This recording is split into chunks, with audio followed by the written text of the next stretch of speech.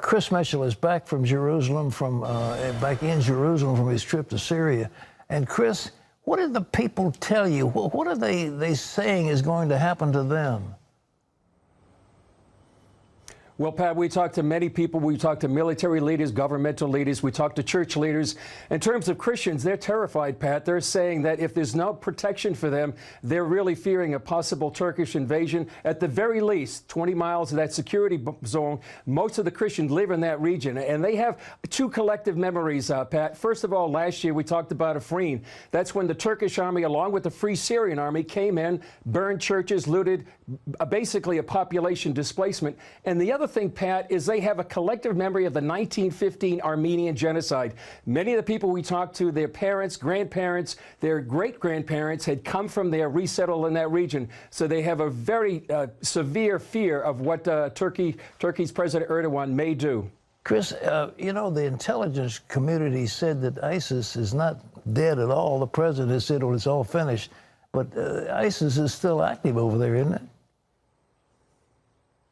They are. In fact, when we were there, Pat, they were warning us about possible ISIS cells in some of the towns and villages that we are in. Certainly, it's restricted as far as the caliphate goes to a very small pocket in southeast Syria. But, Pat, what's happening right now, because of the fear of Turkey, this new government in northeast Syria is negotiating with the Assad regime, mediated by Russia. And what's happened, if the fear of Turkey is so much and they align themselves with the Assad regime, what that's going to do is going to bring in Iran. Right now, there are Shiite militias on the other side of the Tigris River, ready to come in to fill the vacuum of the United States if they pull out. That's going to make it more dangerous for Israel. It's going to make it more dangerous for U.S. troops in the region. And certainly that's something they don't want to happen, but that's the fear they have, the fear of Turkey and trying to align with the Assad regime. Chris, the president has said, well, okay, we're going to pull out, but we can go back in if there's a serious threat. Is that a realistic option?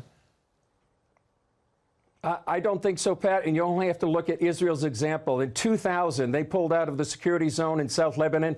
Look what happened. Who filled the vacuum? It was Hezbollah. Now there's about 150,000 rockets there. In 2005, they pulled out of the Gaza Strip. What do you have now? You have Hamas with rockets and tunnels coming into Israel. And so it sounds easy to be able to go back, but it's very hard. For example, if the, say, the Shiite militias, the Turkish army, the Free Syrian army, fills the vacuum by the United States, it's going to be very hard for the United States to go back there, put boots on the ground, and try to take that land back. So that's why many people think strategically stay in that place.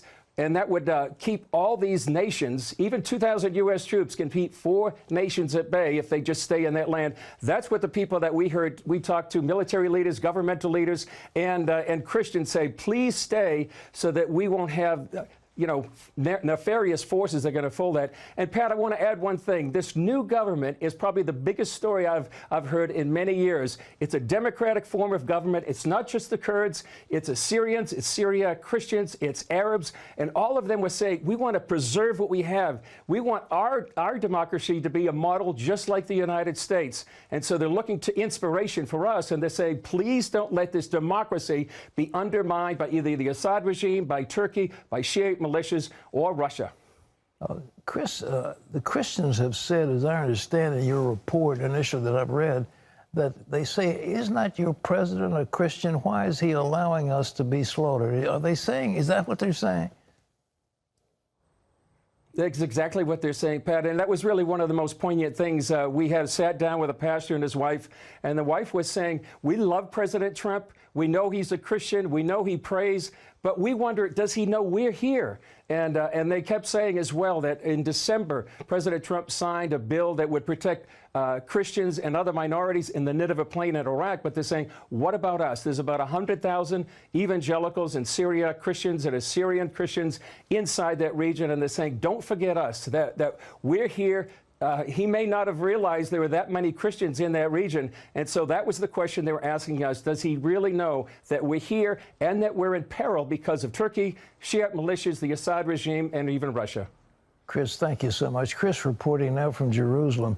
And ladies and gentlemen, I want to say this as clearly as I can. If we pull out and permit a slaughter of those Christians and those Kurds and those Yazidis and those other people who long for democracy, if we allow that to happen, it'll be a stain on our nation that we cannot erase, and it will be eternally the stain on President Trump. He cannot escape it if he lets it happen. We've got to stay in there. But what I'm suggesting is that it would be so simple. The Kurds already have a government that spans that entire area. It goes from Turkey and northern Syria. We could block off Iran. We could block off Russia. We could block off Assad in Syria. We could block off the Kurds, if we have a viable country. And there's no question there could be a Trump declaration to say we recognize a homeland for the Kurdish people, and we recognize that this nation of Kurdistan is a viable nation, and it is our ally, and we will arm it and let them do the fighting. If it would be so simple to do, it'd be so brilliant, and it would just make the answer. But folks, if we allow those people to be butchered, if we allow our Christian brothers and sisters to be butchered, there will be no ever taking that stain away, and we will pay a price that is unimaginable.